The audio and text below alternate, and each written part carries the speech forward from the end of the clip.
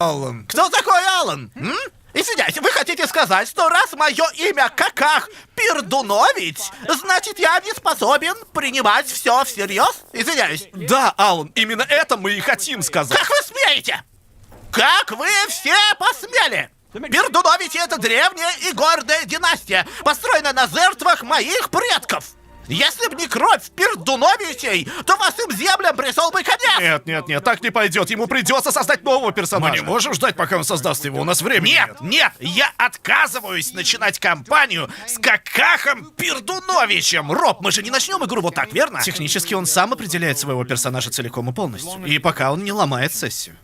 Дорогой Наэрто, я знаю, что у нас были кое-какие разногласия. Дьявол, фантазма и Пердуновичи издавна вели кровавую вражду еще со времен второго катаклизма. Но, может быть, мы сможем быть выше этого. Быть может, мы тогда сможем быть друзьями. Нет! Нет, я ни за что не буду воспринимать Какаха Пердуновича серьезно. И мы уж точно не будем друзьями. Ты всю компанию нам испоганишь. Годы спустя. Каках Пердунович, нет! Наэрто, ты должен отпустить меня. Нет, я тебя не брошу. Наэрто! Нам нужно бежать, вулкан вот-вот пробудится! Послушай, Наэрто, ты должен спастись. Это единственное, что важно. Нет, я не справлюсь без тебя. Ты справишься. Ты должен. Наэрто! Я знаю, что это тяжело, но ты должен отпустить Какаха! Упс, извиняюсь. Ты был лучшим из нас. Наэрто, обещай, что будешь жить счастливо. Обещаю. И до конца дней я буду молиться за династию Пердуновичей. Спасибо, друг.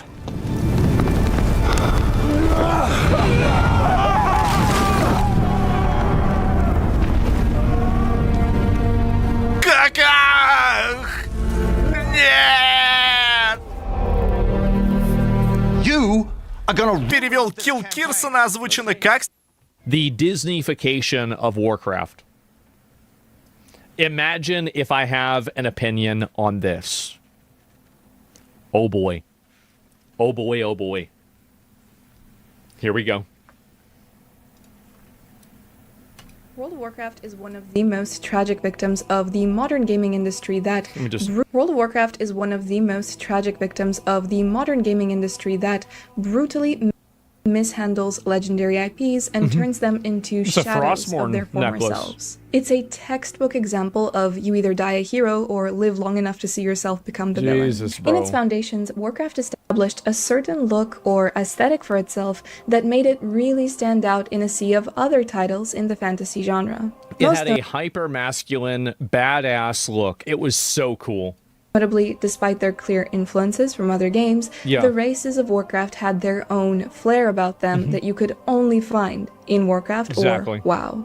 However, over the years, we have seen a devastating shift in tone, writing, and art direction that have turned WoW from this vast, gritty fantasy that did have a bit of whimsy here and there to a full-on Disney-fied version of its former self.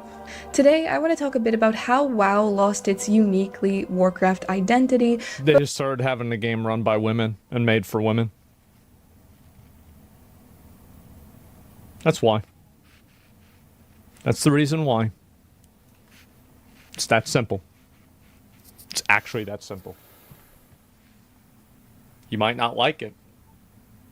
Focusing mainly on art and aesthetics, and just have a bit of an honest discussion on what exactly went wrong and why it matters in the context of a changing, out-of-touch industry that has plunged many legendary franchises into an identity and aesthetic crisis. Before we get started, hi, my name is Angelica, and this is a video that I have been building up to for a while. It isn't a new discussion, but it's really important to me as somebody who grew up with Warcraft, and I am probably the way that I am because of it. And previously on this channel, we have had several in-depth discussions.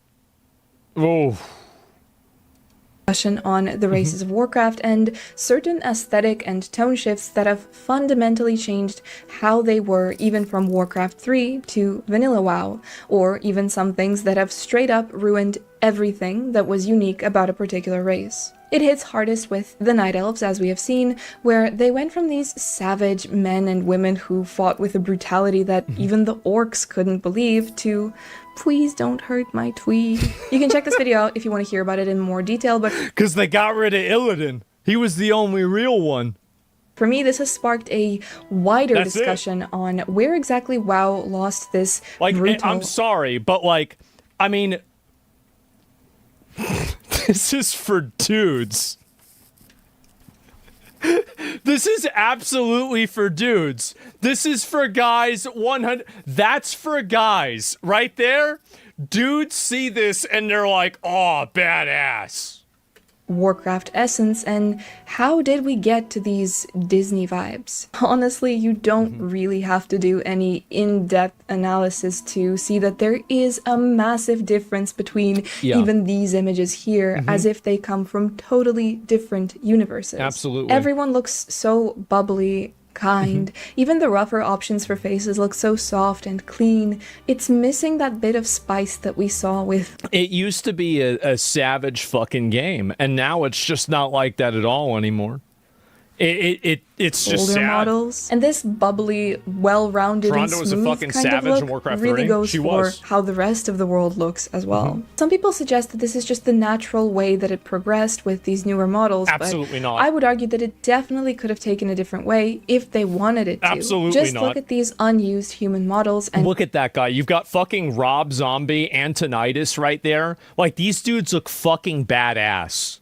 how much they resemble their Warcraft 3 selves. Yeah. There was already a shift in tone from the start of vanilla World of Warcraft, but at that point it wasn't anything too egregious, even though it would have been nice to see them explore this particular look for humans. A more They kind of did a little bit. The Kultirans are this general style, but I'm sad we don't have one of these.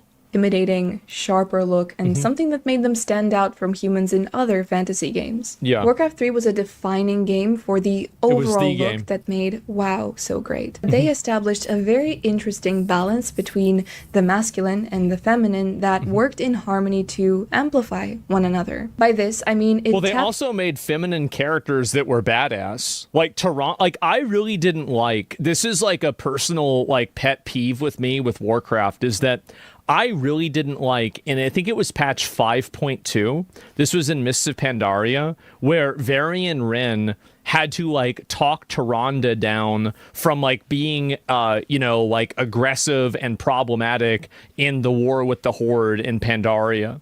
I thought it was just so disrespectful to the character, and I was like, this bitch is like thousands of years old. She's led wars against demons. Like, what do you mean Varian Wren is like telling her to calm down and to act normal? It just seemed so disrespectful to the character. I mean, she's supposed to be like the goddess of Elune, or like the avatar of Elune at that point, right? The moon goddess. Like, what the fuck? Making Night Elves to the Alliance and the WoW defang the Night Elves? Well, there used to be 4 factions. It was the Night Elves, the Undead, the Orcs, and then the Tauren and the Trolls were inside of them, right? The small horde. And then it was the Alliance, which was the humans, the gnomes, and the dwarves, right? This is the way it used to be. And that was in Warcraft 3. And they simplified it in WoW, and I do think that it caused problems. And for a while, it wasn't a problem because Sylvanas kept the undead separate from the horde, right? And I think they did a good job with that. But after she was gone and they changed her character, it just got 1,000 times worse. And also like Jaina was a badass. Sylvanas was a badass. Tyrande was a badass. Like, I'm trying to think if there were any other like major female characters in Warcraft 3. I think those were the main 3. Maiev was a badass even. Like, she did get Illidan. At the end of the day, she got his ass. And Vosh, yeah, Lady Vosh as well. Yeah, no, you're right, because she was working with fucking Kael'thas and them. And no, you're right. And so, like, you had all of these characters that were great, and they just, it's like they can't write characters like that anymore. It's very cringe. into the side of fantasy that is effortlessly, universally appealing. Strong, believable characters, flawed, but each with their own personalities and their own motivations when it comes to the greater fight for the good of their own race, or if Blizzard was brave, they would have another time skip where we go back in time and we help Arthas kill everyone in Strathlum, and then we go to Northrend, and with the combined power of the Alliance and the Horde, we help him vanquish Mal'Ganis and take vengeance for Lordaeron, and we set the timeline right. Because Jaina and Uther were wrong completely, and Arthas was right about everything. whatever cause they support. A very mature approach that gave a lot of room for growth and a future for Warcraft. It reminds me of how The Lord of the Rings, particularly the movies, are so appealing to literally everyone. They never needed to overcompensate in a way that a lot of modern games and fantasy in general tends to do nowadays. For example, did you know that in total, if you take all of the main female characters and put their screen time together, you don't even get a full hour? And no wonder they're so good. Despite this, The Lord of the Rings has a massive female fan base. Well, that's because, and the other reason too is that a lot of women want to date a guy that's like Aragorn, right? Or like Faramir. Like that's really, I mean, this is that is really, I think for a lot of girls, that's peak masculinity. And like, yeah, younger girls like Legolas, but like I'm talking about like, you know, older women, like you're a 35-year-old woman, you know, you're going to be like, oh my God, Aragorn is amazing, right? And so, or Boromir, maybe, right? And so like, that's it. You can look at the Rings of Power and how they massacred Galadriel's character to where she's no longer a strong, wise elf, but an insufferable girl boss who behaves like those main characters from the Disney shows. Everything feels over-exaggerated, overplayed, and unnatural. Warcraft had a place for everybody, not because they had to fit someone in to meet a quota, but because the world naturally formed in this way. In the RTS, for example, the Night Elves, despite being such a wild and brutal race, are actually a matriarchal society, and little things like even the in-game callouts are done with a female voice, as opposed to the other races that have male voice callouts. Modern WoW has a lot of flaws when it comes to writing, but particularly female characters. And I think that was another component, is that like Malfurion and Tyrande were like viewed as equals in a lot of ways, right? Like Malfurion was like a arc druid that was trained by Cenarius, who was like a demigod, and then Tyrande was like the goddess of the moon, the priestess of the moon, that was imbued by power from Elune, which is like their god. So like there truly was equality there. I don't know what the hell happened. Feel so forced, unnatural, and like their motivation doesn't come from a genuine place, but instead it's all just sort of performative. Sylvanas went from the tragic survivor of the Lich King, the powerful Banshee Queen that unified the Forsaken, to a cartoony villain. The rest of the writing across the world, coupled with the cadence with which female characters speak, is just, it's Disney. Is that Thoradin's Wall? Yes. Then the stories and legends I read as a child were true. This is an infamous example. The way that it looks like a... Compare that to whenever they're sailing up at the end of Fellowship of the Ring with like the two fucking, those two different statues. Like the aura used to be there and now it's fucking gone. Is she blind? She's blind and disabled. Poorly made machinima from the early days, and to be fair, even those look better. I've watched this. Dinath This is so terrible. He sold us out so the Alliance and Horde could wage war in Khazalgar. By the way, this is an official cinematic, and it gets completely mogged by 15-year-old videos on Warcraft movies. It's not even close. You'll never understand. But it's that overplayed style of narration that is used to tell you about history that is somehow relevant to the plot. The shades that she's wearing are also kind of throwing me off. We get two supposedly strong female characters here, but their dialogue is so poorly written and it's delivered in such a strange way that I can't help but just cringe at it. There was talk about this sort of thing happening a lot, not just in WoW, but in other games in general, in an attempt to make games more appealing to women. Yeah, that's exactly it. I told you, see, I said the beginning of the video, it's actually that simple. Is the industry's idea of what is supposed to be appealing to women. A corporate-brained group of people that never really had interest in video games to begin with came up with this. An out-of-touch entity that has all of the power, but none of the creativity to bring Warcraft back to its former glory. Why is it that in order to appeal to female gamers, we need to infantilize the dialogue and the writing to Disney levels? Things like this are straight-up insulting to everybody's intelligence. I wonder how it passed quality checks. Is there nobody there that listens back to this and says, hey, maybe this is a little bit silly?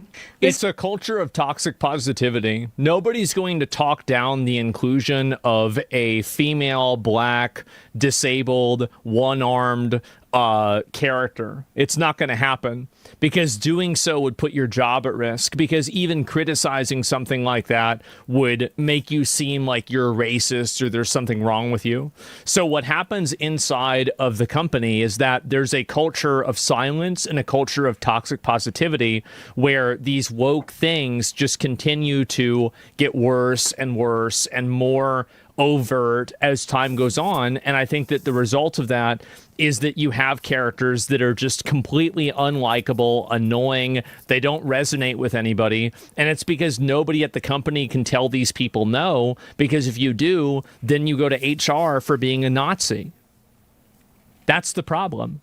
That's the issue. And I think that very clearly what happened is that Warcraft had, I think, still a pretty serious dark story. And what really killed it was the sexual assault allegations. I really feel like after that happened, the entire narrative of the game, like that, we got Dragonflight after Shadowlands. Dragonflight was a profoundly different vibe story than anything that we had before that.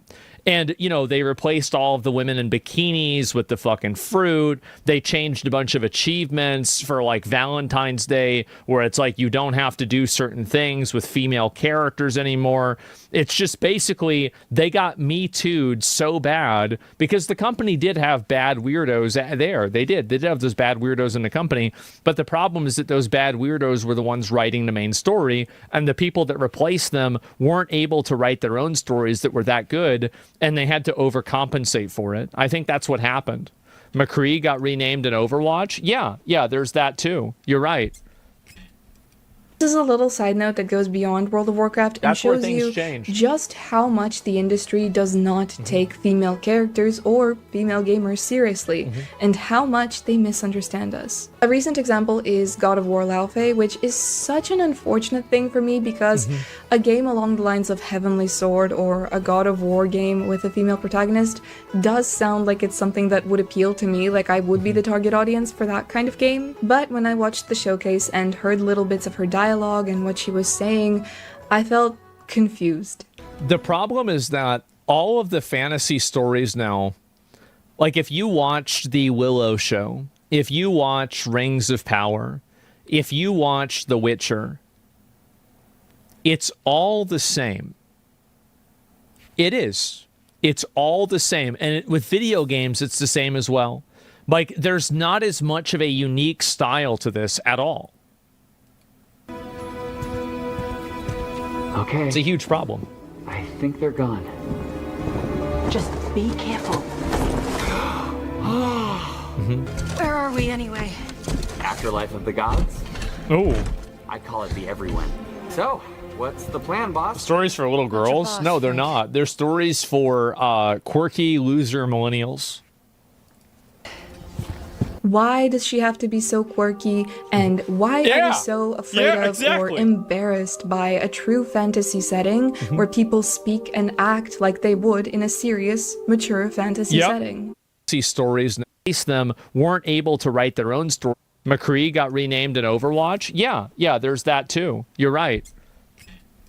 This is a little side note that goes beyond World of Warcraft and That's where shows things you change. just how much the industry does not take female characters or female gamers seriously, and how much they misunderstand us. A recent example is God of War Laufey, which is such an unfortunate thing for me because a game along the lines of Heavenly Sword or a God of War game with a female protagonist does sound like it's something that would appeal to me, like I would be the target audience for that kind of game. But when I watched the showcase and heard little bits of her dialogue and what she was saying, I felt confused.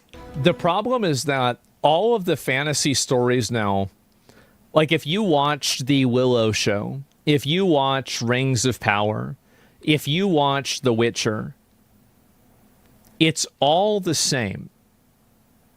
It is. It's all the same. And with video games, it's the same as well. Like, there's not as much of a unique style to this at all. Okay. It's a huge problem. I think they're gone. Just be careful. Where are we anyway? Afterlife of the gods? Oh. I call it the everyone. So, what's the plan, boss? Stories for little girls? boss, No, they're Frank? not. They're stories for quirky loser millennials. Why does she have to be so quirky, and why are Yeah. we so afraid Yeah, of or exactly. embarrassed by a true fantasy setting where people speak and act like they would in a serious, mature fantasy Yep. setting? Why is there a gelatinous cube named Frank? Where in Greek mythology did we have something like this? The creation of these cartoony girl bosses or quirk chunguses show that they don't really understand what made other fantasy titles so popular with female gamers. There's also, like, I think that women, this is, again, I'm really not an expert on women, if you can't tell. But I think that women do really, truly value sincerity. And I think that the constant quirkiness and removal of any sort of serious nature of something is off-putting. It's off-putting to women and to men. And I think that they value it because it's emotionally engaging. It is. And so, like, and I've noticed this before, is that, like, whenever you talk to a girl in a way that's, like, more serious, oftentimes it can be more effective than if you add emojis at the end of every single sentence and you know, like, put raffle or, like, LOL at the end of everything. Right? I think it's true. Like, that they don't really like that as much. I mean, there's some girls that like it. It's not like they don't like it at all. But I think that really that type of, and the reason why I think that, you know, I'm going to go, oh God, this is going to be, oh geez, it's so sexist. So I think that women are more biologically engineered to value sincerity because they have to, because the men that weren't sincere to them left them with a baby and they died. I think they're biologically wired to value sincerity more and in a unique way versus men.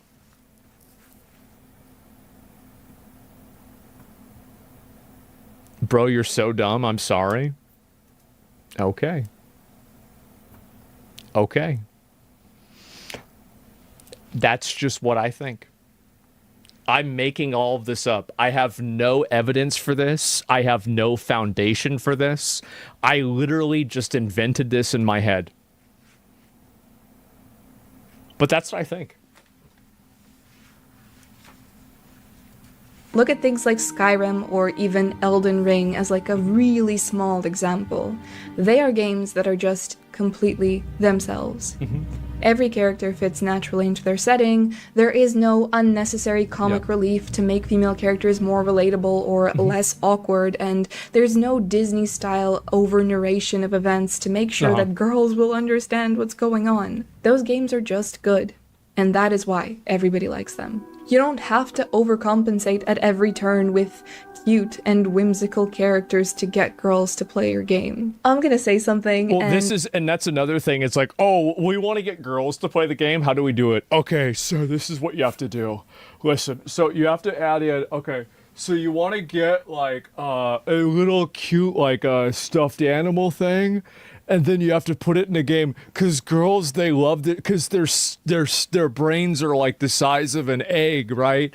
And they're stupid, so you have to show them like a stuffed animal, and they're like, oh my god, it's so cute, and then they're all gonna play your game, bro. It's so easy, dude. That's all you have to do. It's that performative male feminism has majorly contributed to the industry's skewed Sure and has. out-of-touch view of cringe. female gamers. When this sort of thing receives any bit of criticism, you'll have the white knights come out and say, Men oh, being closed off to women's stories. Dude, oh my god, how cringe. weak men, fragile masculinity, you hate women if you don't like And also, like, the concept about this is, like, it's so... It's so stupid to me because, like, who cares whether somebody else like this thinks it's masculine or not? Like, why would any guy who's reading this is not going to be like, oh my god, Jared doesn't think I'm strong. I guess I have to change my opinion. Like, it's just it's so female consensus coded that it's obvious. this sort of thing. Okay, if you take actual incels out of the equation, which Yeah. nobody really takes them seriously, the truth is that a female protagonist isn't the problem. If that were the case, so many massive franchises wouldn't have even been half as successful as they are. Didn't we just have Resident Evil Requiem come out and it was really good? And Grace wasn't sexualized at all in that game. She was attractive, sure. But, like, it's not like she was sexualized, and nobody even talked or complained about that for a second. And that movie came out this year. So it's all bullshit. Like, we don't even need to go back and look at, like, an old video game like Tomb Raider or Nier Automata. Like, just look at a few months ago. The problem Movie? is with I see- modern okay, developers game, that will whatever. take a legendary, well-established IP and use it as leverage to sell their own games Yeah. with mediocre writing. Let's be honest, nobody would buy this if it didn't have the World of Warcraft label on it. And we should that's exactly. not be focusing on the extremes that deflect from valid criticisms and concerns when Mm-hmm. it comes to things like this. Nobody who's normal has any real problem with a female game protagonist, but we really. also shouldn't People don't reward care. mediocrity just because the protagonist is a woman. I do think to an extent people have kind of, like, they've poisoned the well by doing it so many times and positioning the female protagonists as being superior to the male protagonists in, like, a bunch of ways, and, like, just the way that the characters are written, etc. I do think that they have poisoned the well, that there are some people that will just, like, the moment they see a woman, they're like, oh my, no!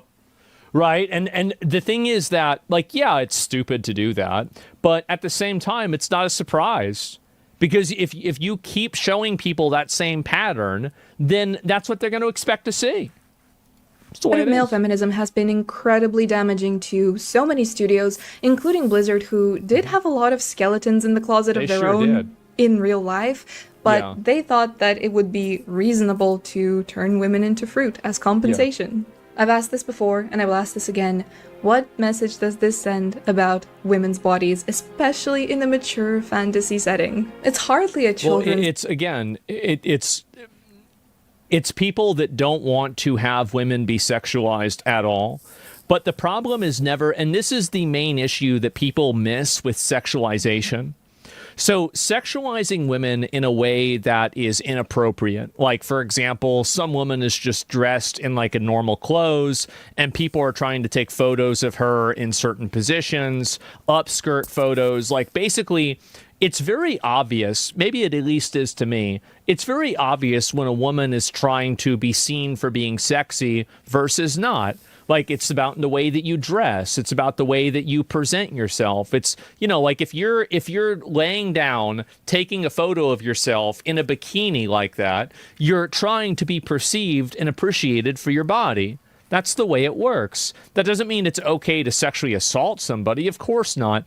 But the idea there is very different than somebody who's trying to, like, stare at a girl at a gym, right? And I don't know about you guys, but, like, every normal guy kind of knows this, right? Like, we all kind of know this, where it's like very clearly it's a big difference between, you know, there's girls like, you know, on Twitch, for example, there are girls that just sit around and all they do is dance around with like their boobs out. It's very obvious that sexualizing this person is the purpose of the stream, versus other people that this, you know, this is a girl that just plays video games. All she does is play video games, and all of her top clips are her walking away so people can get shots of her ass. That's weird. It is. It's weird. And so I think that normal guys understand that there's a really big difference between the unwanted voyeuristic sexualization that's inappropriate and violates people's privacy versus sexualization whenever women are dressing in a way and presenting themselves like, hey, look at me, I'm really hot. It's like the difference. Well, I'm going to do one more.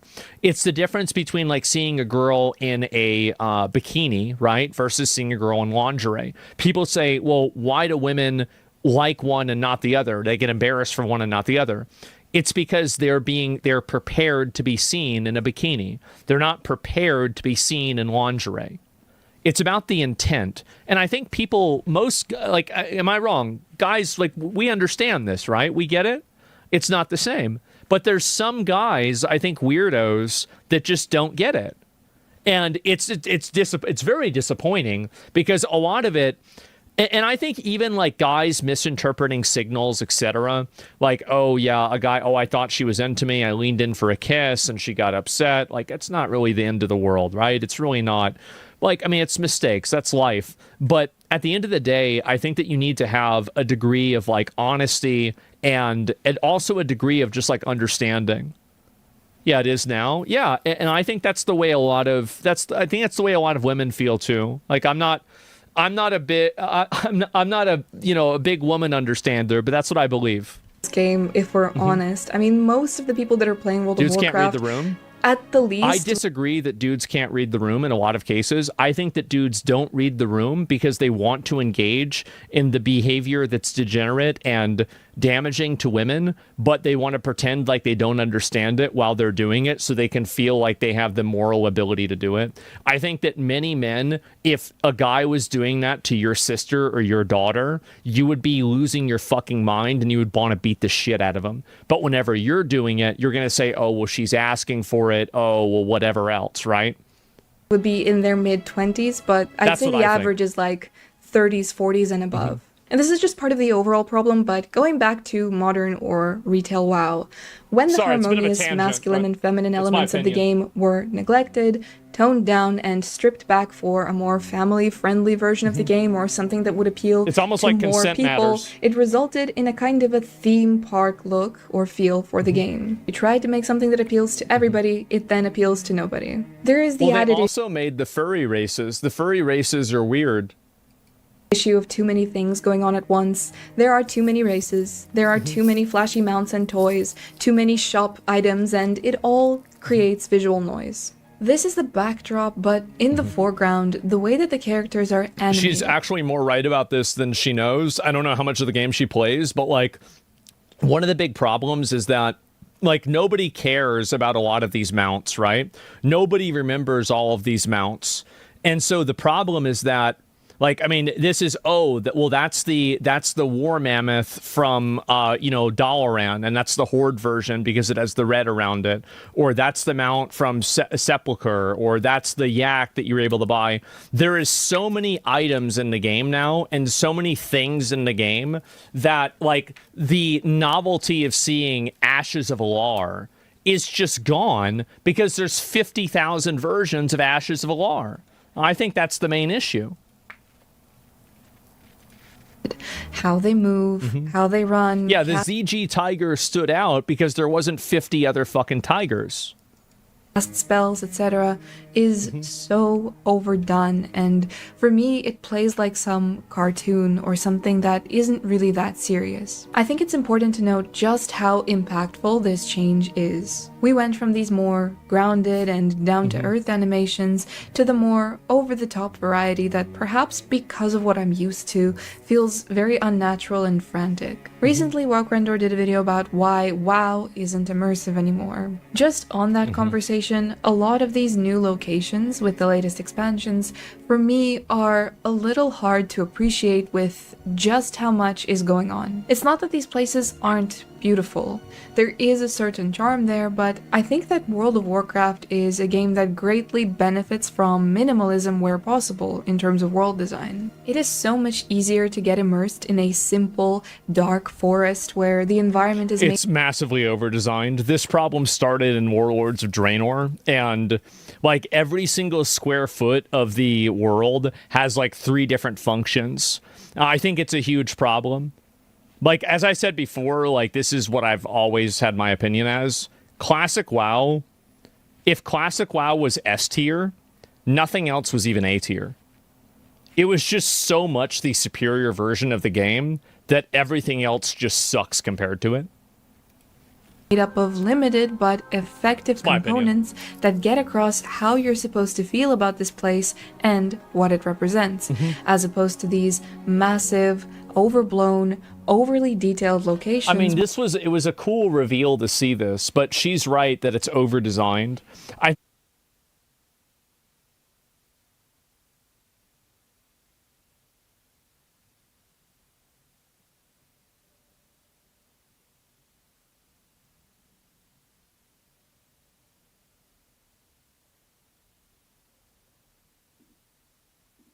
Mature fantasy setting. Why is there a gelatinous cube named Frank? Where in Greek mythology did we have something like this? The creation of these cartoony girl bosses or quirk chunguses show that they don't really understand what made other fantasy titles so popular with female gamers. There's also, like, I think that women, this is, again, Female don't really true fantasy setting. Why does she have to be so quirky?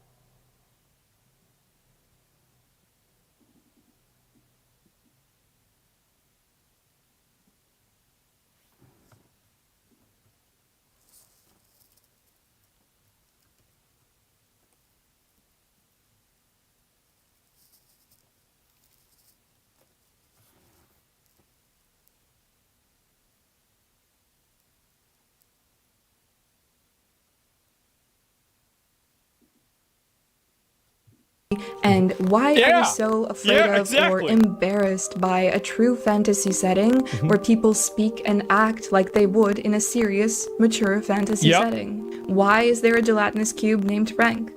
Where in Greek mythology did we have and charm there? But I think that World of Warcraft is a game that greatly benefits from minimalism where possible in terms of world design. It is so much easier to get immersed in a simple, dark forest where the environment is It's massively over-designed. This problem started in Warlords of Draenor, and like every single square foot of the world has like 3 different functions.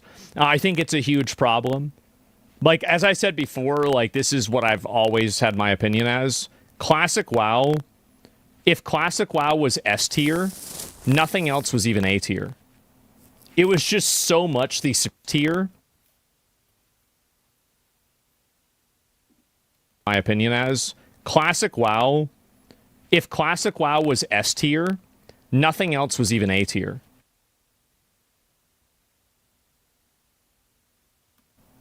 It was just so much the superior version of the game that everything else just sucks compared to it. Made up of limited but effective components that get across how you're supposed to feel about this place and what it represents, as opposed to these massive, overblown, overly detailed locations. I mean, it was a cool reveal to see this, but she's right that it's over-designed. I think weapons are a really great example of that. If you look at the simplicity of a weapon like Soul Cleaver from Black Temple, and then you compare it to some of the new weapons that have like 50 different pieces of ornate markings on them, it's just over-designed. It's way too over-designed. Like, a lot of things in WoW now, you know what it feels like? Did you guys ever have, like, the first time you used Photoshop, where you, like, type text, and then you add in every filter under the text, and then the text looks really weird and stupid? I think that's kind of what happened with WoW, is that the design of the game has every text filter on at the same time. where your eyes kind too of much. don't know what to focus on in order to properly appreciate the setting. It's kind of a shame for the better designed parts of the game also, because this just completely clashes with it and takes away from any good art that's created in modern World of Warcraft. Just completely overshadowed by silliness and a general lack of direction. I think that the true Disneyfication started with Draenor when they had the catastrophic change in character models that all but wiped the core identities of many of the races of Azeroth, but as time went on, I think that the Disney element was melded together with a Fortnite element. Fortnite was a Dragonflight was the end. Dragonflight was it. massive and game-changing influence all Great game. across the industry, especially Amazing with game. their specific approach to monetization. What started out with a simple skin shop and then turned into the battle pass where you could additionally earn currency, later grew into something that featured The all Rock? kinds of I gotta things, start playing. including celebrity Travis cameos, Scott. TV show cameos, cameos from other games. So when you go into a Fortnite lobby, everyone is just some different looking thing. There's no rhyme or reason, no harmony, but for a game like Fortnite, this is fine. It's a battle royale. You're in, you're out. It's not that deep. I don't think anybody really cares about Fortnite lore or keeps up with it unless I they're don't like think 6 there or is 7 years anymore. old. Yeah. And to me, that's what a lot of World of Warcraft looks like now. I think transmog was a good idea at its conception, but also with all of the quirky cosmetics and things that don't really It's fit. just fucking retarded. It's fucking retarded. Look at this. This is stupid. I don't want to look at this. Like, it's just dumb. I don't like it. It's not the game that we used to have, man. It's just not. Like, if you can, like, the vibe, the style, everything is totally different. Nothing about it is appealing. It's not. It's just stupid. Warcraft in its original sense, I like this cities one, and though. I hubs always can did like now this look one. a little bit like a Fortnite lobby, just with all of the flashy mounts, new races, and It's actually crazy to say that the cities in WoW look like Fortnite lobbies now. That is fucking brutal. Oh my god. everything Wow. else in between. I think Dragonflight was the next major Disney-esque That's blow to horrible. Warcraft, something that really pushed it over the edge into a more immature fantasy setting. Yeah, People Dragonflight often was, misunderstand why there is still such a great appreciation for Warcraft in its earliest iterations, or World of Warcraft from vanilla to about Wrath. But it was just that no matter where you went, even if people were wearing... I mean, you look right here, and it's like, it's so easy. The problem is also, it's like oversaturation and overstimulation. Like, every single thing in this screen, like, anybody that plays the game a lot could immediately identify. Whether it's the, priest tier 3, the face of death, the paladin tier 3, the mace from fucking Neltharion, like everything, the paladin gear right there, like everything. Like, people remember this shit. And, or not paladin gear, it's actually the alliance gear. So all of this stuff was in the game and people loved it. And then over time, I think that really they just added so much of it, the style changed, that there was just a massive overflow and nobody knows what anything is anymore. And there's no, like, share, like, if you had, for example, like, let's say you're this guy, okay? You're the paladin in full tier 3. You've got, or the priest, right? I think paladins, the gear just looks cooler. You would have people standing around you, inspecting you and being like, oh my god, this guy looks fucking awesome. And that's like a priest with Atiesh over there. Holy shit. So, like, you see this kind of stuff, and, like, there was an appreciation for the content in the game because there was few enough of these, like, cool things in the game that everybody had a collective understanding of what the cool and impressive things were. That's it. mismatched gear as you do while you're leveling, you looked like you belonged in this world. Yeah. Old World of Warcraft is so loved by that side of the community because it's a game that has more than just gameplay going for it. You have gameplay at the center of everything, of course, but beside that you have lore, compelling storytelling, a sense of scale when it comes to the world, adventure, a unique identity and aesthetic, and of course the overall added bonus of nostalgia. You really cannot compete with nostalgia. For retail WoW, it feels like you just have gameplay, because the only good things I ever hear about retail WoW is only ever just related to gameplay. I know a lot I of don't think that the gameplay is good at all. I hate the gameplay of Retail WoW. It's just, it's spammy. There are like a million fucking buttons in the game. They're like playing the game, it's very formulaic. It's just not like, I don't like the fact, I don't like Mythic Plus. I don't like raiding. I don't like PvP. It's just over designed. It's massively over designed. It's just way too much. Yeah, like I remember like this was in Shadowlands and also in Dragonflight that I would like go live and I would say like, okay, I'm going to play Mythic Plus today and I'm going to finish my Keystone Master. And I did one dungeon and I'm like, I'm fatigued. I'm tired. I don't want to play anymore. And I just quit. That's it. And so, like, it's just, it's over-designed, man. It's draining. Yeah, it's so sweaty. It's like back in the day, you would have, like, a boss fight. The boss fight would last for, like, 5 minutes. And then you had, you know, like 2 or 3 minutes before the polls, and then you did it again.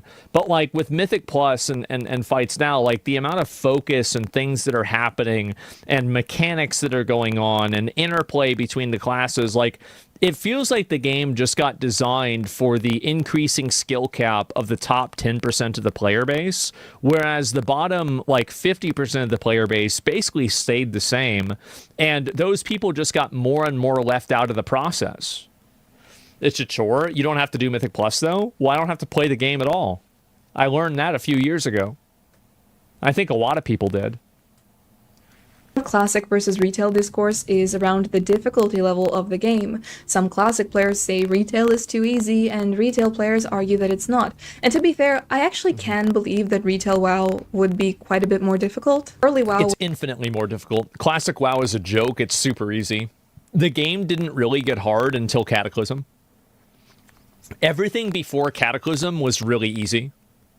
And then Cata really dialed up the difficulty.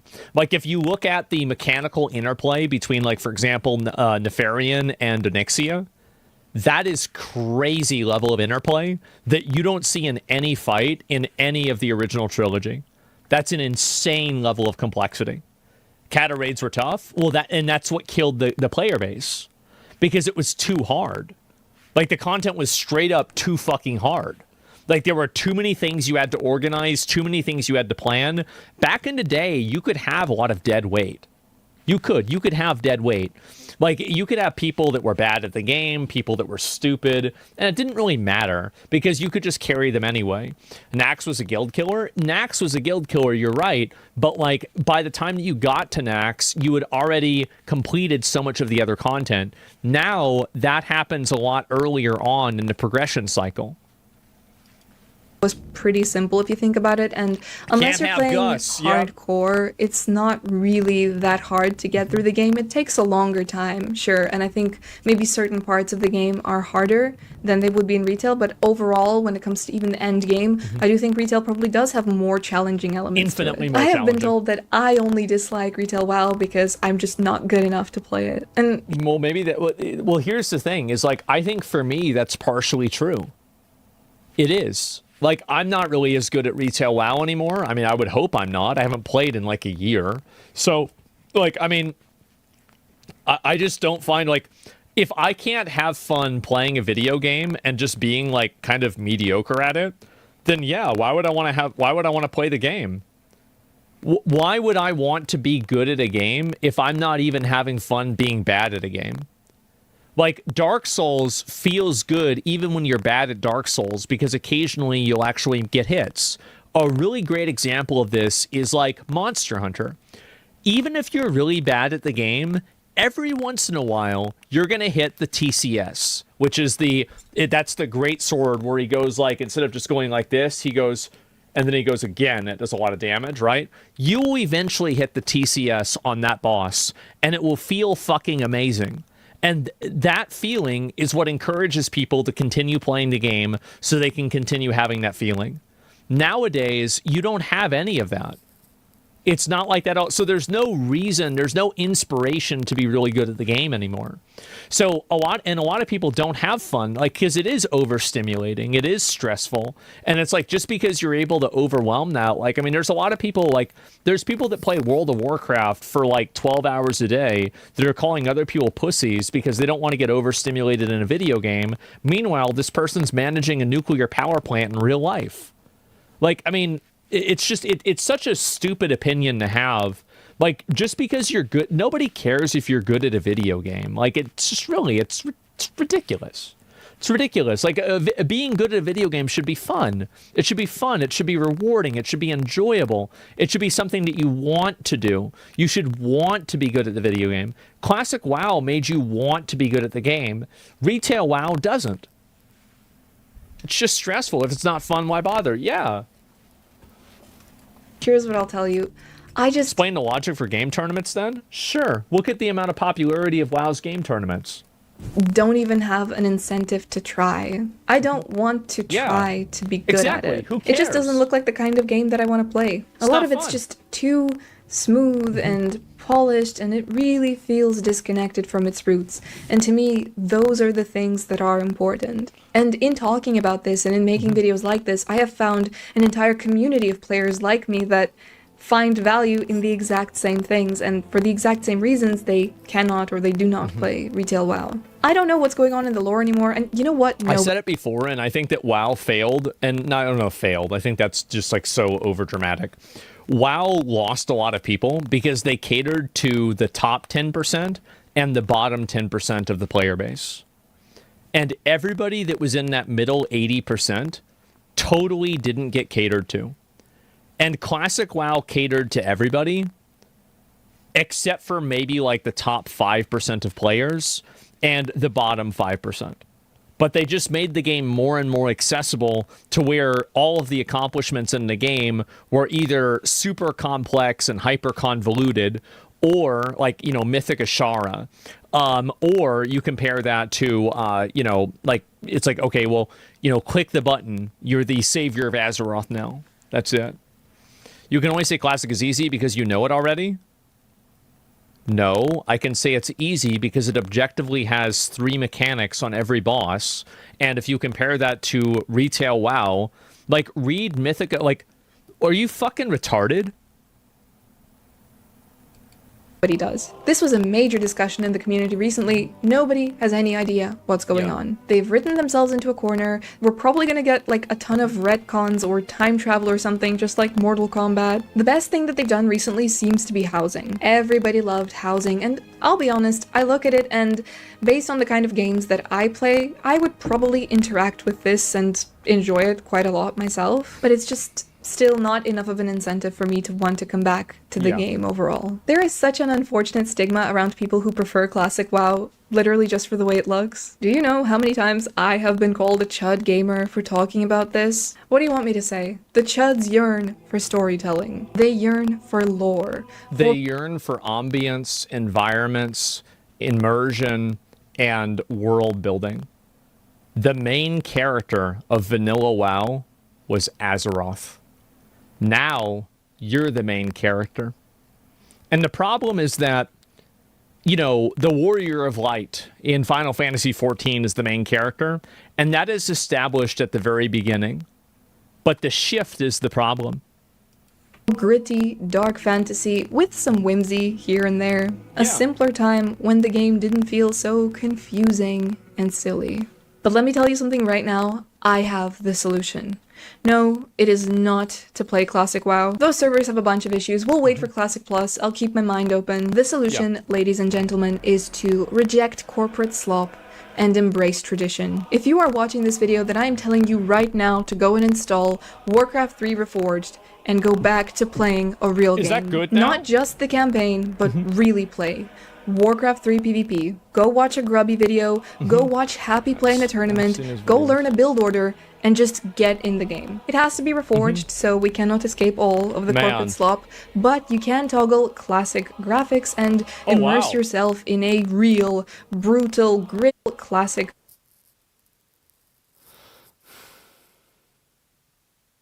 graphics, and Oh, immerse wow. yourself in a real, brutal, gritty Warcraft as God intended. Oh, but you like decorating your house in retail World of Too Warcraft? bad, bitch. Go build a base. Yeah. Like a man.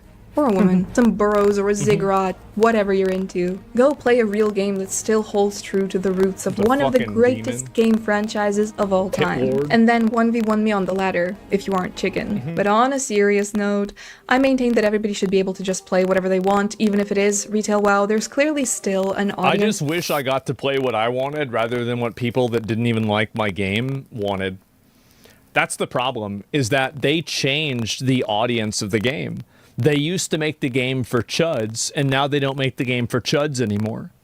Like, can you imagine? Like, I remember so well the day that the Warlords of Draenor cinematic came out, where I watched the cinematic in bed on my it was my first smartphone, right? And I was like, oh, what? Oh my god! And I got up and I'm like, Ma, you turn on the computer. Look at the launcher, look at the trailer. And then I immediately went and watched the trailer with my mom. Oh my god. It was so good. World of Chudcraft, yeah. They took us for granted, they did. Now you get up and get lightheaded? Does that happen to people? For it. And even that audience, by the way, already has a lot to say about the writing and various other issues with the game. But in keeping with our previous discussions around the aesthetics of Warcraft and just the overall legendary vibes that we got from it that just weren't recreated anywhere else ever, this was an important video for me to make. And that's why I made it. Anyways, I hope you guys enjoyed this little rant on the Disneyfication of Warcraft. If you did, please be sure to leave a like and subscribe. I really appreciate it. As always, a huge shout out to my channel members. Thank you guys so much. And I'll see you all in the next video. Be seeing you. What a nice Bye. video. She's totally right, by the way. I do think that they got massively cucked out by the, by that lawsuit. Like, the sexual assault lawsuit, I think that the entire game and the vibe behind the game shifted after that. And everything afterwards was, like, totally, I think, fem-slop coded. It was just total fucking garbage. Ruined it all. Yeah, I'm gonna link you guys a video. And Josh, I've watched her a lot. I've seen a good number of her videos. I think that she has good takes on this kind of stuff. The fruit paintings, yeah, it's like, this is... And that's the problem, right? Is that, like... I mean, these are fictional characters that are being sexualized. This isn't a big problem because the people aren't real, right? I mean, like, that's just really so fucking annoying. That's the culture Bobby cultivated. He mixed WoW nerds with COD bros. No, it's just, the problem is that, I mean, you're gonna have weirdos like that in any studio. Like, any time that you have men and women interacting with each other, you're going to have friction points and weirdos and bad actors. That's just the way the world is. I mean, that's the nature of male and female interaction. And you're gonna have good stuff, you're gonna have bad stuff.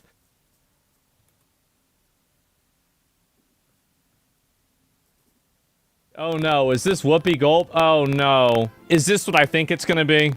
This story we've been following this, and so now there's new footage that has been released of the moments after high schooler Carmelo Anthony fatally stabbed Austin Metcalf. He put his hands on me. I told him not to. He put his hands on me. He was sentenced to 35 years in prison, which he's appealing. Some people believe that race was a factor in the trial because there were no black jurors. There were no black jurors because the black jurors said that race would be a factor and they wouldn't want to put a brother in jail. I'm not even kidding. They literally said that. One prospective juror who prosecutors identified as African American said he would have a hard time putting a brother in jail. They were struck for Why? that. And Why? some folks think, no, he got to. See, she never explained the reason why. You're not including that information because you want to poison the well and make people think that the jury was racist. Fair trial, but is this a jury of his peers? I don't think so. This has been an issue for such a long time in the judicial system where generally a juror of color for a race neutral... Generally, look at what she's saying. She's saying and implying that they struck them because they were black for a race neutral reason, which it's actually the opposite. They struck them because they were being being race biased. Not supposed to just strike someone because they're black. That's not what happened, and they know that. I also think we have to look at self-defense here because there seems to be two systems of justice at play in this country. Yeah. And there have been for a very long time. It's when a white person does this, everybody agrees that it was bad, and the white person goes to jail. And when a black person does this, you have a bunch of black people that go out and say that the jury was racist and it was rigged, and come up with infinitely many racial justifications for why stabbing somebody in the chest with a knife is okay. I was part of the system, so I understand that, and I believe that to That's be the true. problem.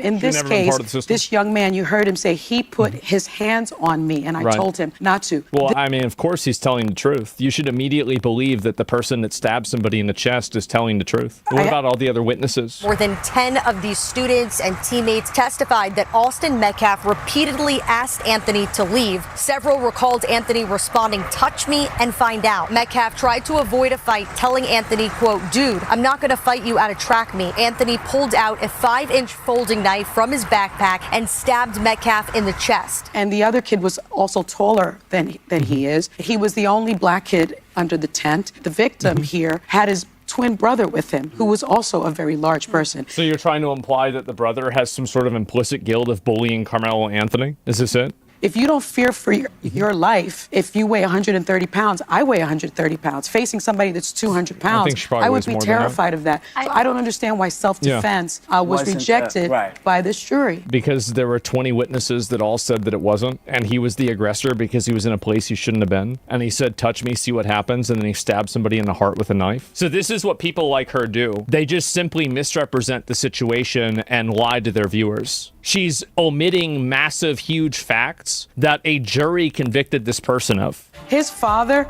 went on a podcast, and listen to it for yourself, but he called Carmelo Anthony a racial slur. And he also watermelon said that the felon. reason that black people weren't on the jury is because black people are unable to hold bias from the trial because That's true. And the person that was black admitted that themselves in jury selection. But you're omitting that information, and you're making it sound like the dad was a racist for no reason. And also that was only after Carmelo's family went on television, implying the whole trial was a setup. What stuck out to me, number one, was the all-white jury. But I was Carmelo Anthony's father. Your son stabbed somebody in the chest, but the real problem was white people. all right, it's not that big of a deal. I mean, the truth is on our side. What? I feel like it was just a setup. From day one, I said this was never about race and don't politicize it. And what did you do? You chose both. So that is the thing. That's the thinking of the victim's father. That's right. Well- So the implication is that the victim now it's like more acceptable. What they're doing whenever they're saying this is they're literally trying to inspire racial violence. They're lying and omitting facts that would completely change people's perspective if they were shown, but they're not showing those facts. They're not telling those things. And the reason why is because they want to foment and promote more racial hatred, more racial bias, more racism, more division.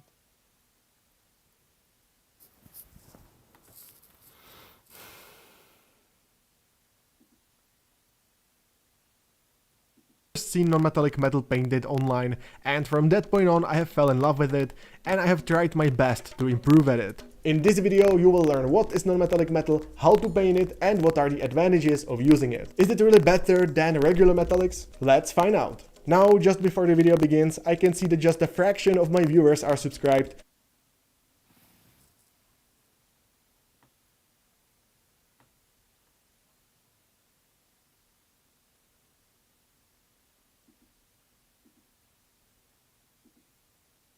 So look at this right here. The Americans married by age 30. So in 1975, 91% of women were married. 91% were married in 1975. Now it's 25%. So you've had more than a 50% drop in marriage. Like this is, I mean, this is crazy. That's insane. If you look at this much of a drop-off, this much of a fall-off, oh my fucking God. So anyway, look at men are at 81%. So men are always going to be lower for obvious reasons. But you look at right here, 37%. And then at 2025, 16% of men are married now. Only 16% by age 30. That is fucking crazy.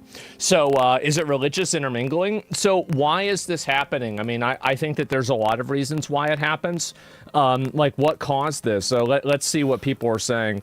And my great-grandfather, 7 kids. My grandfather, 4 kids. My father, 2 kids. Me, a cat. My cat is now neutered. Oh no. It's the end, right? So why did this happen? I mean, I think, like, I mean, everybody has a different reason for, like, not getting married. I think that nowadays, one of the big reasons why it's so low, because you look at how fast it went down. You have it go from like 77 to like, I guess 50. Well, I guess actually it's about the same drop. But either way, you have it drop so much, I think right now it's because of technology. I think that's a big reason. I think also, like, culturally it's harder to spend money. Like, you know, you go out on a date and this is like probably, like, I saw something that said a millennial date is like $200 and something dollars in order to go out, right? And so anyway, 1970 says an awful economy, bro. Yeah, maybe that's it. I don't know. Lots of people are common law, which is like being married. Yeah, but that's not being married, right? It's obviously not. I'm engaged in my 30s. Women are absolute trash, and it took forever to find one. Reagan, no fault divorce. I mean, I do think that allowing people to get easy divorces, I mean, like, do we want to go back to the days where the way to get a divorce is to kill your spouse, right? I mean, because that's what they used to do. And, like, that was, like, kind of, you know, like the get out of jail, well, I mean, ironically, get out of jail free card is, like, how do you get out of a marriage that you don't like? Well, you kill your spouse, right? That's the solution. And so, sounds good. Yes, definitely. But anyway, I don't really know. I do think that, like, divorce being super easy to do and marriage and everything, I think that overall, like, right now, there is a lot of people on the internet that, and I think that the internet kind of, like, it elevates this more than it actually is that people on the internet, like, there's a lot of gender wars and, like, men versus women. Women are bad, men are bad, right? I mean, like, women are whores, men are rapists, like, everything, right?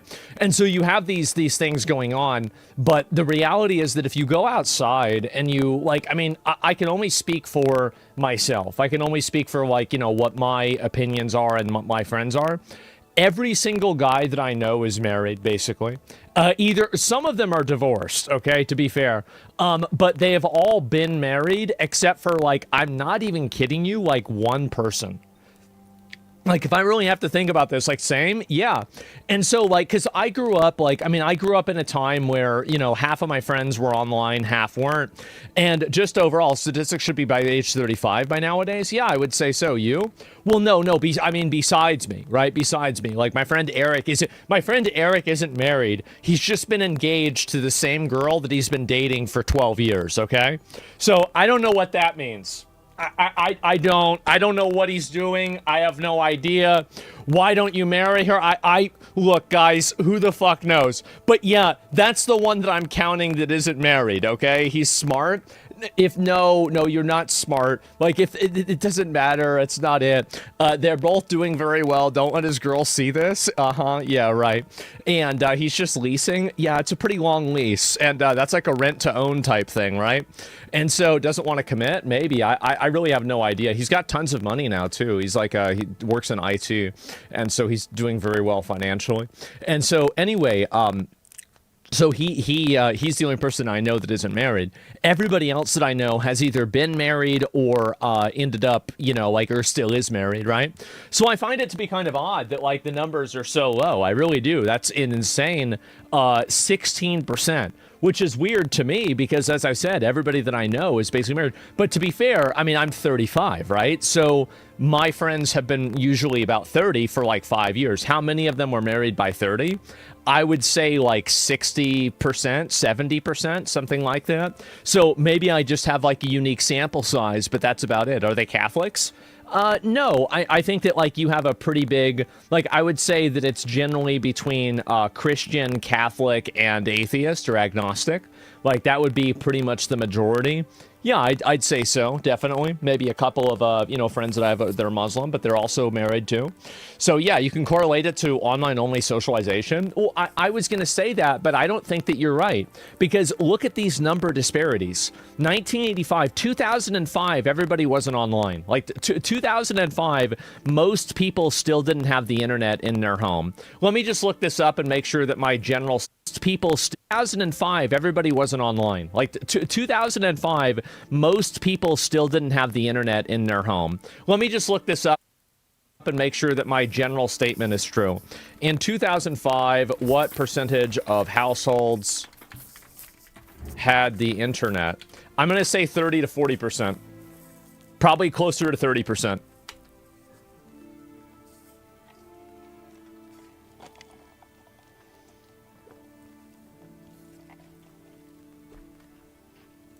Wow. Internet access. Internet access is very different, right?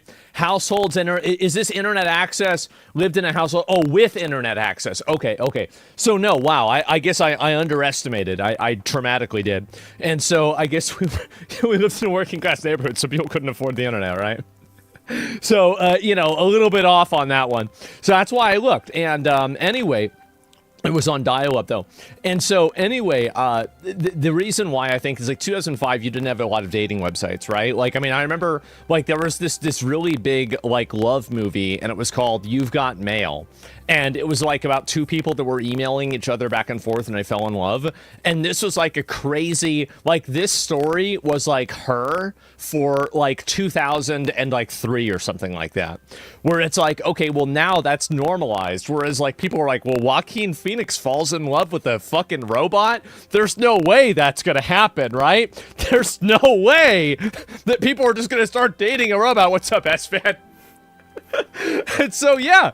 And so I think that's really the difference, right? 3 months, yeah, 3 weeks AOL. Do you guys remember in Blockbuster where you would get the AOL CDs? I remember I was in middle school and we would take the CDs and you would go to Blockbuster. It was the pipeline, right? And so...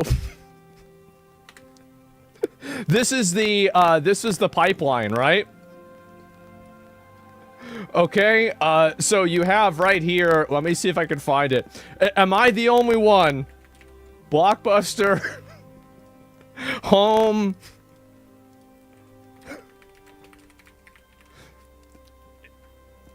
What is this here?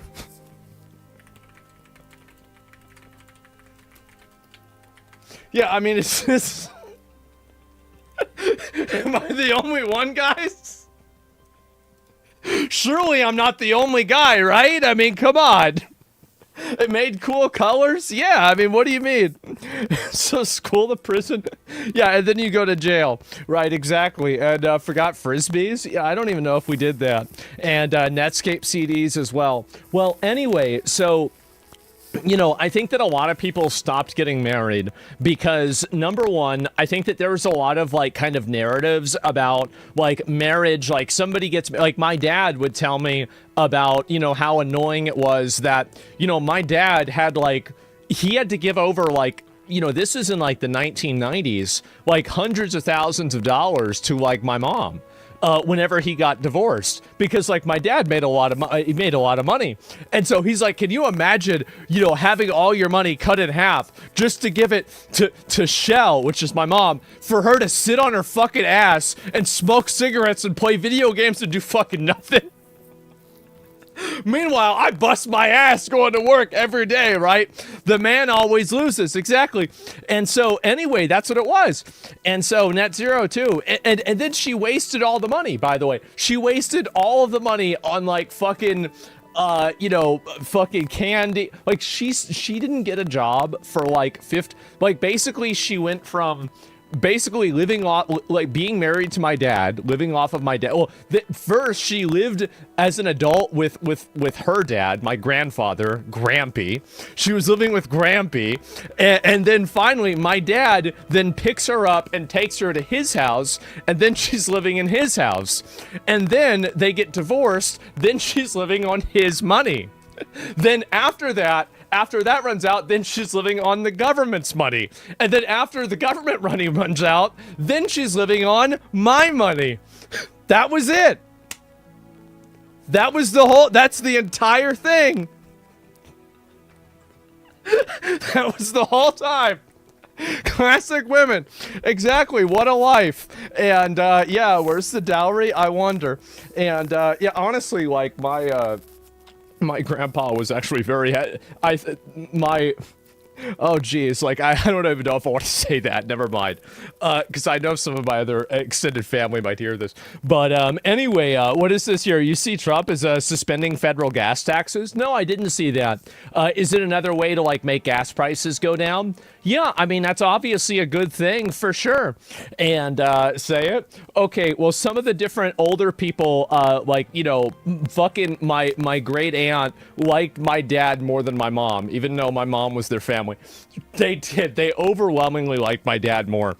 And so that's really what it was. Because they were mad because my mom wouldn't fucking do it. She wouldn't get a job. She wouldn't do shit.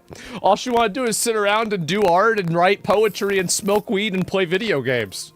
And like at the time, she didn't have video games. So it was just smoking weed and doing poetry. Video games came in and it was like, holy shit. Where have you been all my life? And so that was it, man. And mom was a DJ, she was. And anyway, we have that in my family. My brother's the black sheep in my family. Yeah, definitely. And anyway, so yeah, I do think that definitely there's like a generational trauma with like people that don't want to get married because their parents got divorced and then their parents had like a messy divorce or a problematic divorce and it caused them to think like, okay, well, you know, I don't want to get married because I know how it turned out with my parents and like I don't want to have that happen to me. I'll be honest, like that thought has crossed my mind many times, especially when I was younger. Like I was thinking to myself, like my parents were married for like 20 years or something like that, and then they got divorced. It's like, can you imagine having to deal with that? You're locked in for 20 years, and then things change. Holy fuck, man, that would be so upsetting. That would be awful. So I think that's another big reason why there's less marriages.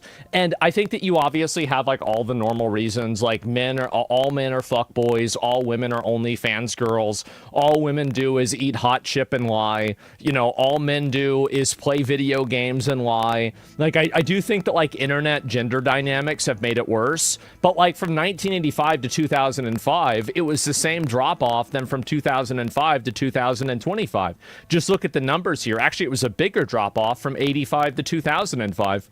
So really I don't really think it's that it's not that big of a thing, right? And prom also, porn. Yeah, I think having online porn helps a lot, right? You don't need to think about real women whenever you can just you know, jerk off to fake ones. Definitely. So hot chip and lie is accurate though. I know. We know. Everybody knows. And so gold diggers, I don't think that a lot of women, I feel like this is something that a lot of guys, I think, have like an unrealistic like fear of, that women want to date men just for the money. I think that a lot of women want to date men that are financially secure. Now, why is that? It's because that their great times, you know, to the power of infinity ancestor, you know, the cave woman decided to mate with the guy that was able to actually catch the deer. And the guy that was able to catch the deer had enough meat to feed the family, so their kids didn't die, and those kids are your great ancestors. So I think that there's a lot of like evolutionary selection process that, yes, women are obviously going to, and also like, by the way, if you're a woman and you get pregnant, you are like massively debuffed. Like being pregnant is like a crazy debuff. And it's not just because they go crazy every once in a while. They do that anyway. Well, I guess they pregnant, they do it more, right? That's what I hear at least. And so, no, I think the real reason, here's the real reason, is that like if you're a woman and you get pregnant, like how the fuck are you going to take care of yourself? Imagine being a single woman with, you know, having to go to a job all the time and you're trying to carry a child. It's horrible. So obviously I think that women are going to want to be taken care of and have a man provide for them. I think that makes sense. It does. So my wife's writing right now. Yeah, exactly. Then the postpartum. Yeah. And so you become handicapped. It is. It's a huge handicap. Being a dad is a debuff too. Being a dad is a debuff, but it's the same debuff as being a mom. Whereas being pregnant is a debuff that men, I know, this isn't very woke of me to say this. It's not woke, but men can't get pregnant.